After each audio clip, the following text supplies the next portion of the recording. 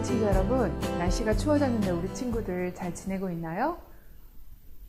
혹시 우리 에듀네 친구들 중에 로미오와 줄리엣이라는 작품을 알고 있나요? 유명한 셰익스피어의 비극 말이에요. 이런 작품을 희곡이라고 하는데 오늘은 희곡에 대해서 공부하려고 해요. 희곡은 무대 상연을 목적으로 하는 연극의 대본이에요. 연극의 시작은 옛날 고대인들이 자기 부족의 풍요와 평화를 기원하며 신에게 제물을 바치고 춤과 노래를 하는 의식에서 출발하여 춤과 노래와 함께 신께 바치는 주문이 이야기로 만들어지면서 점차 연극으로 발전했어요. 물론 성경에서도 춤과 노래는 종교적 의식의 하나로 소개되긴 해요. 다윗이 법궤를 예루살렘으로 옮길 때, 또 주를 찬미할 때 시편에 보면 나와요. 이교의 제사의식에서 이때는 바로 금송아지를 만들어서 이스라엘 백성들이 막 춤과 노래를 했던 때예요. 그러나 고대 그리스의 연극은 술의 신인 디오니소스 축제에서 디오니소스를 기리는 노래인 디티람보스에서 발전하였다고 해요. 우리나라에서도 물론 고대 시대에 영고, 동맹, 무천과 같은 제천의식이 있었는데 여기서 전통극이 시작되었다고 보고 있어요. 영감의 글에는 이런 내용이 있어요. 이 세상은 오류와 거짓 이야기가 점점 많아지고 있다. 새로운 선정적인 희곡들이 계속 나타나서 사람들의 마음을 점령하며 도덕과 정신의 발달을 파괴시키는 허황된 학설들이 각처에 전파되고 있다. 그러므로 하나님의 사업에는 이 반대의 물결이 흘러들어오는 것을 막기 위해 명철하고 성경을 잘 아는 인물이 필요하다고 말했어요. 그리고 또 이런 글도 있어요. 우리는 겉만 경건함을 입을 것이 아니라 그 속마음에도 교만과 편협과 모순되는 생각이 없도록 하여야 한다. 마음속에 깨끗게 하는 진리의 능력이 있는 자는 자연 그것이 겉에 나타나 저항할 수 없는 가마력을 나타내게 된다. 이런 사람들은 그릇된 주장이 진리를 창조하거나 파괴할 수 없음을 알고 있으므로 태연하고 침착한 태도를 가질 수 있다라고 되어 있어요. 자, 그러면 우리 희곡의 특징에 대해서 먼저 살펴볼까요? 희곡은 무대 상연인 연극을 전제로 하기 위한 문학이기 때문에 다른 글과 다른 특징이 있는데요.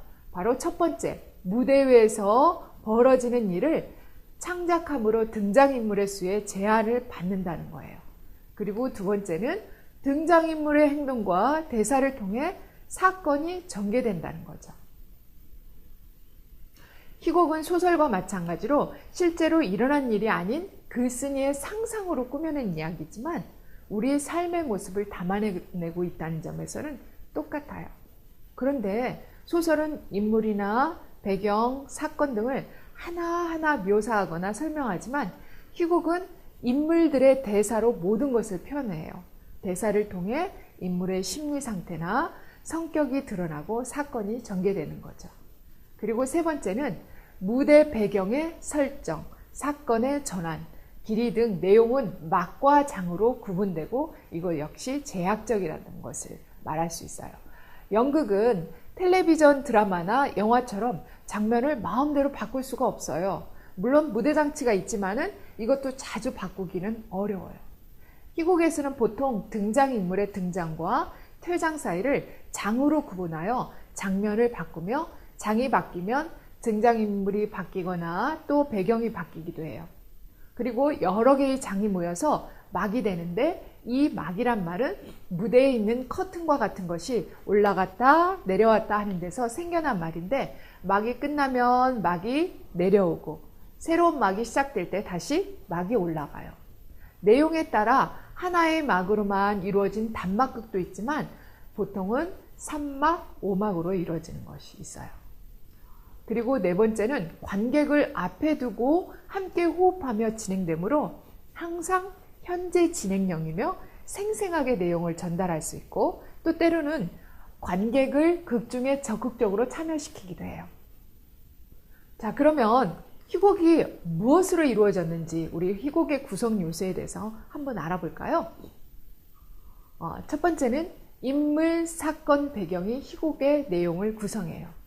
희곡도 소설이나 설화와 같은 이야기 구조를 갖고 있어요. 그래서 인물, 사건, 배경으로 이야기가 엮어져요. 이 가운데 가장 중요한 것이 바로 인물이에요.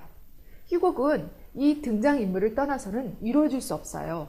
등장인물이 있어야만 대사를 통해서 메시지를 전달할 수 있고 또 몸짓으로 호소하여 공감을 얻을 수 있어요. 유명한 셰익스피어의 4대 비극의 제목이 오셀로, 햄릿, 맥베스, 리어왕으로 모두 주인공의 이름으로 되어 있는 것은 그만큼 희곡에서 인물이 중요하다는 것을 말해줘요. 그리고 두 번째는 해설, 지시문, 대사의 형식을 갖추고 있다는 거예요. 해설이라는 것은 막이 오르기 전에 필요한 무대 장치나 인물, 때와 곳 등을 설명하는 것을 해설이라고 해요. 그리고 지시문이라고 하는데 지문이라고도 해요. 무대 지시문이 있고 동작 지시문이 있는데 무대 지시문은 무대나 등장인물, 시간, 장소 등을 설명하는 것을 말하죠. 그리고 동작 지시문은 등장인물의 행동이나 표정을 지시하고 설명하는 것을 얘기해요. 보통 이렇게 가로로 되어 있어요. 그런 것은. 그리고 대사가 있는데 이게 가장 중요하죠. 둘이서 주고받는 말은 대화라고 말하고요. 그리고 등장인물 혼자서 하는 말은 독백이라고 해요. 그리고 다른 등장인물에게는 들리지 않고 관객에게만 들리는 것처럼 하는 말이 바로 방백이 있어요. 그리고 또 영감의 글을 한번 우리 볼까요? 하나님의 말씀을 전하고 듣는 데 있어 웅변을 설교의 최고의 목적으로 삼는 자는 듣는 자로 그 웅변의 정신을 빼앗겨 진짜 필요한 진리는 잊어버리게 해요. 그러므로 감흥이 사라지고 나면 필요한 하나님의 말씀은 조금도 마음속에 남지 않고 아무 소득이 없음을 발견하게 되기에 그들이 비록 목사의 웅변을 칭찬할지 모르지만 마음 가운데는 말씀에 순종하고 진리를 지켜야겠다는 결심은 하지 않아요. 그들은 설교에 대하여 비평하기를 마치 연극을 비평하듯이 하고요. 목사에 대해서도 배우를 비평하듯이 비평해요. 다시 이런 설교를 듣기 위해 올지라도 역시 아무런 감동을 받지 못하고 또 굶주림을 채우지 못하고 떠나가게 될 것이죠. 그러므로 하나님의 사자들은 사람들에게 접근하려는 방법이 있어서 세상에서 하는 방법을 쫓아서는 안 돼요. 집회 때 사람들의 흥미를 일으키려고 해서 세상의 가수나 연극적인 방법에 의존하지 말아야 돼요. 하나님의 말씀에 아무 흥미를 갖지 못하고 또 진리를 알고자 하는 진지한 마음으로 성경을 아직 한 번도 읽지 않은 자들이 어떻게 진리를 깨닫고 우러나는 마음으로 노래를 부르리라고 기대할 수 있고 또 어떻게 그들의 마음이 찬미의 가사와 일치할 수 있겠는가요? 또 어떻게 형식적인 그 노래에 하늘 합창대가 함께 어울려 노래를 부를 수 있을까요? 대도시의 전도 사업은 단순한 그리스도의 방법을 쫓아야 할 것이고 연극과 같은 방법으로는 하지 말 것이에요. 우리가 하나님을 영화롭게 하는 방법은 연극이 아니에요. 오히려 그리스도의 사랑 안에 있는 진리를 소개하는 것이 되겠죠. 자, 가장 재미있고 흥미로운 이야기는 보통 5단계를 거쳐서 완성되지만 모든 희곡이 5단계로 구성되는 것은 아니에요. 3단계로 구성되는 희곡도 있어요. 자, 그러면 희곡의 구성 5단계를 한번 볼까요? 첫 번째, 발탄이 있어요. 이야기가 펼쳐지는 장소와 시간, 등장인물이 소개되죠. 그리고 앞으로 일어날 사건의 실마리가 드러나게 돼요. 두 번째는 전개가 있어요. 발단에서 시작된 사건이 더 복잡해지면서 등장인물 사이에 갈등이 생기죠. 세 번째, 절정. 등장인물 사이의 갈등과 대립이 최고조에 다다르게 되는 거죠. 그리고 네 번째는 하강이 있어요. 갈등이 이제 조금씩 풀려서 결말을 향해 나아가고 희극일 때는 해피엔딩으로 비극일 때는 파국을 향해 내리막길로 가게 되는 거죠. 그리고 마지막 대단원. 지금까지의 갈등과 대립이 모두 사라지고 사건이 해결되는 거예요. 자, 그러면 소설과 희곡의 구성 단계의 표를 한번 볼까요? 소설 같은 경우는 절정이 4번째 단계죠. 그런데 희곡은 절정이 세 번째 단계에 있어요. 이렇게 차이점이 있죠. 자, 그러면 또 영감의 글을 한번 볼까요? 큰 기만적 연극의 최고의 행위로서 사단은 자기 자신을 그리스도로 가장할 것이다. 네, 사단이 예수님처럼 가장한대요. 교회는 그리스도의 재림을 희망의 성취로 오랫동안 고대하고 있노라고 공언해 왔다. 이제 그 큰 기만자는 그리스도께서 이미 오신 것처럼 보이게 할 것이다. 사단은 세계 각처에서 요한이 하나님의 아들에 관하여 계시록에 묘사한 바와 같이 실로 위엄 있고 광이 찬란한 모습으로 자신을 사람들 앞에 나타낼 것이다. 그를 두르고 있는 영광은 사람이 일찍이 목격한 일이 없는 찬란한 광경이다. 그래서 많은 사람들이 그리스도께서 오셨다, 그리스도께서 오셨다 라고 부르짖는 승리의 함성을 공중에 울려 퍼지게 할 거예요. 자, 그러면 우리를 구원하시는 그 구속사적인 마지막 끝은 언제일까요?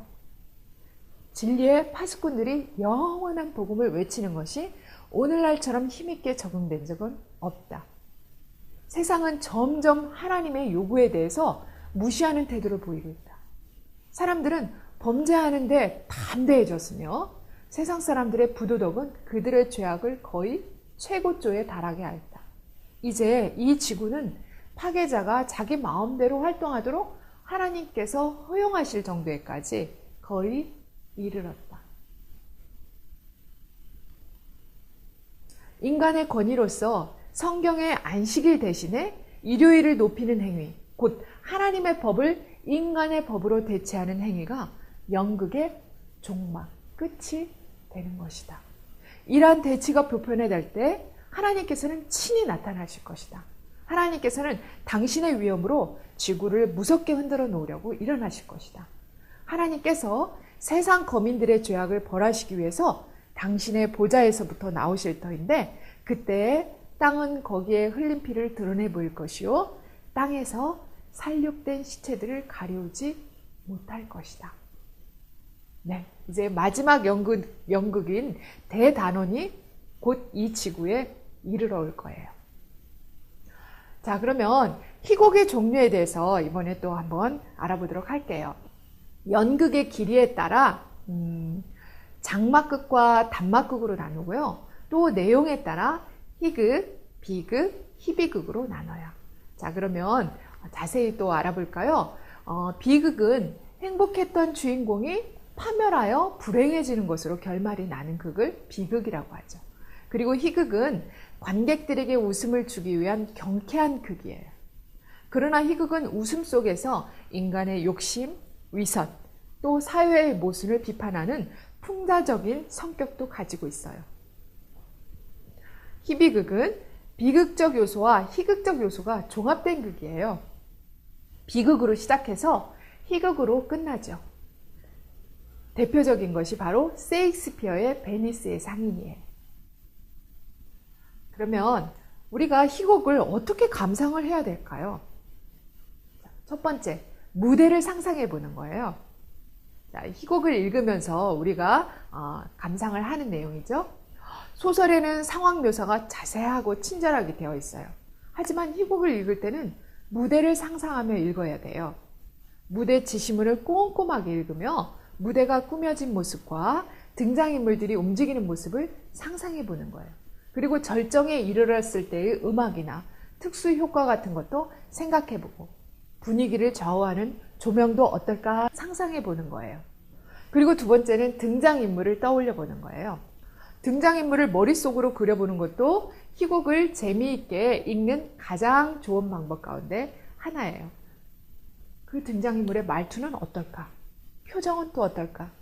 행동은 어떻게 할까? 그때 기분은 어떨까?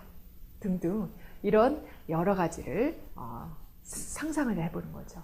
자, 우리가 베니스의 상인의 한 장면인데 샤일록의 기분이 어떨까를 떠올리면서 한번 읽어보도록 할게요. 이 샤일록은 바로 베니스의 상인에서 나오는 아주 구두쇠, 아주 나쁜 상인을 말하는 거예요. 그 샤일록이 안토니오라는 사람한테 돈을 빌려주고 못 갚자 그에게 가슴에 있는 살을 떼어내는 그런 조건을 걸었어요. 그래서 이제 그것을 재판을 하게 된 거예요. 자, 포셔는 여기에서 바로 누구냐면은 재판관이에요. 그리고 샤일록이 나오죠. 자, 포셔라는 재판관이 물어요. 안토니오에게 말해요. 상인은 가슴을 여시오. 그러니까 샤일록이, 그 욕심 많은 샤일록이, 옳습니다. 바로 거기에요. 증서에도 그렇게 적혀 있습니다. 정확히 말해서 심장에서 가장 가까운 곳입니다. 옳은 말이요. 살덩어리의 무게를 달 저울은 준비가 되어 있어. 자, 포셔가 이렇게 말하죠. 그러자 샤일록이, 네, 준비해놨습니다. 자, 이 대화를 들어보니까 어때요? 앞으로 샤일록이 어떤 일을 할까 더욱 기대되지 않나요? 그리고 세 번째는 숨어있는 의미를 찾아봐야 돼요. 이야기의 흐름에서 별로 중요하게 여겨지지 않는 등장인물의 대사가 있다면 왜 이런 대사가 있을까 생각을 해봐야 되겠죠? 그리고 분명 이유가 있다는 것을 우리는 알 수 있어요. 그리고 지시문에 있는 사소한 소리나 침묵, 행동에서도 마찬가지로 숨어있는 의미를 찾아보도록 해야 돼요. 살아있는 느낌의 극의 전개를 위해 만들어 놓은 장치를 발견할 수 있을 거예요. 희곡의 효과를 높여주는 것들에 대해서도 그럼 알아볼까요? 무대 장치가 있어요. 작품의 시대, 시간, 장소와 분위기 등을 표현하기 위해 여러 장치를 이용해서 무대를 꾸며요. 그리고 조명이 있어요. 빛의 밝고 어두움, 색채의 대비를 통해 분위기와 상황을 만들어가는 역할을 하죠. 그리고 음악과 음향 효과가 있어요. 청각적 효과를 위해 사용하는 소리나 음악을 말해요. 중요한 것도 무대 의상이 있어요. 배우들이 입는 모든 것이 무대 의상이에요. 등장인물을 희곡에 따라 시각적으로 창조하는 역할을 하는 것이 이 의상이 되겠죠. 그리고 분장이 있어요. 배우를 극중의 성격, 성별, 나이 등을 가진 새로운 인물로 재창조시킨 것이 바로 분장이 되겠죠. 자, 영감의 글을 또 볼까요?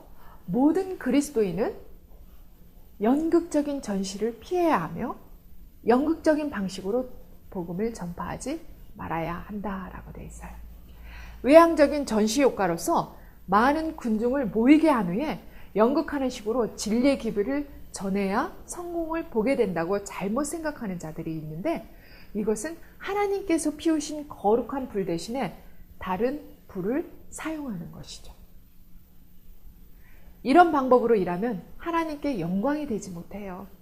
주의 사업을 성취하려면 사람들을 놀라게 할 어떤 광고지나 비용이 많이 드는 전시로서가 아니라 만군의 여호와께서 말씀하시되 이는 힘으로 되지 아니하며 능으로 되지 아니하고 오직 나의 신으로 되느니라는 스가랴서에 있는 말씀처럼 예수님의 방법을 따라 일해야 돼요.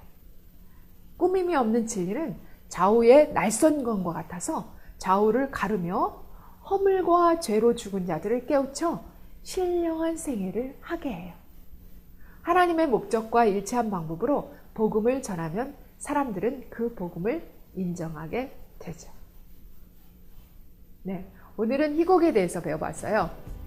우리 친구들 건강하게 잘 지내시고 다음 시간에 또 만나도록 할게요. 안녕히 계세요.